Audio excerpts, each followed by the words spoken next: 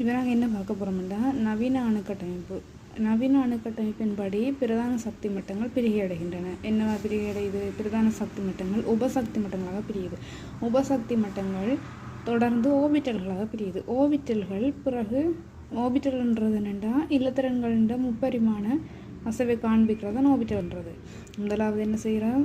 பிரதான சக்தி மட்டங்கள் உபசக்தி மட்டங்களாக பிரியுது. உபசக்தி மட்டங்கள் ஓபிட்டல்களாக பிரியுது. அந்த ஓபிட்டல் என்னென்னா கேட்டோம்னா அது இல்லத்திரன்கள்னு முப்பரிமாண அசைவுகளை காண்பிக்கிறது தான் ஓபிட்டல்.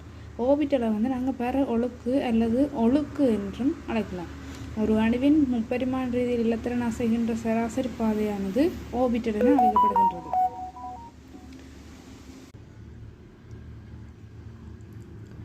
ஓகே, இப்போ அடுத்தது பிரதான சக்தி மட்டங்களில் முதலாவது சக்தி மட்டத்தை எல் என்றும், ரெண்டாவது சக்தி மட்டத்தை எம் என்றும், மூன்றாவது சக்தி மட்டத்தை என் என்றும், நாலாவது சக்தி மட்டம் ஓ, அஞ்சாவது சக்தி மட்டம் பி என்று சொல்லிடும். இதுக்கு ஏற்ற மாதிரியே இந்தியாவில் அந்த சக்தி மட்டத்தில் காணப்படுற உச்ச இல்லத்திரங்கள் எண்ணிக்கை என்று பார்த்தோம்னா முதலாவது சக்தி மட்டத்தில், அதாவது கே சக்தி மட்டத்தில் காணப்படுற இல்லத்திரங்களோட உச்ச அளவு எண்ணிக்கை 2, ரெண்டாவது சக்தி மட்டத்தில் 8, மூன்றாவதுல 18, நாலாவதுல 32, அஞ்சாவதுல 50. அடுத்த உபசக்தி மட்டங்கள். உபசக்தி மட்டங்களை சப்செல்ஸ்ன்னு சொல்கிறது. பிரதான சக்தி மட்டத்தை மெயின் செல்லுன்னு சொல்கிறது. இதில் உபசக்தி மட்டத்தில் எஸ், பி, டி, எஃப் என்ற உபசக்தி மட்டங்கள் காணப்படுது.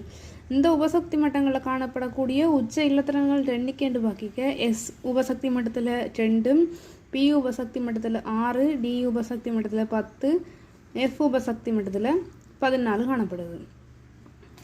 அடுத்தது உபசக்தி மட்டங்களோட முழு நிரம்பல், அரை நிரம்பல். முழு நிரம்பல் என்று பார்க்க ஒரு சக்தி மட்டத்தில் இருக்கிற சக்தி மட்டம் முழுசாக நிரம்பி இருக்கணும். அந்த சக்தி மட்டத்தில் முழு நிரம்பல் என்று பார்க்க அது 2 இல்லத்திரங்கள் இருந்தால் அது முழு நிரம்பல். இது அரை நிரம்பல் இல்லை, அரை நிரம்பல் இங்கே உறுதி இல்லை, அதால் அரை நிரம்பல் இல்லைன்னு சொல்லியிருக்கேன்.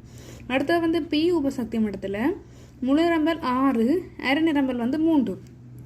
அடுத்தது டி உபசக்தி மட்டத்தில் 10 முழு நிரம்பலும், அரை நிரம்பல் 5. உபசக்தி மட்டம் எஃப். உபசக்தி மட்டம் எஃப் எங்களோட சிலபஸில் இல்லை, ஆனால் இது ஒரு கோமனாக படிக்கிற உண்டு, அதால் சொல்கிறேன். எஃப் 14, அங்கால முழு நிரம்பல் 14, அரை நிரம்பல் 7. ஏனைய நிலைகளை விட முழு நிரம்பல் நிலையானது அதிக உறுதியுடையது. அதுக்கு அடுத்தபடியாக அரை நிரம்பல்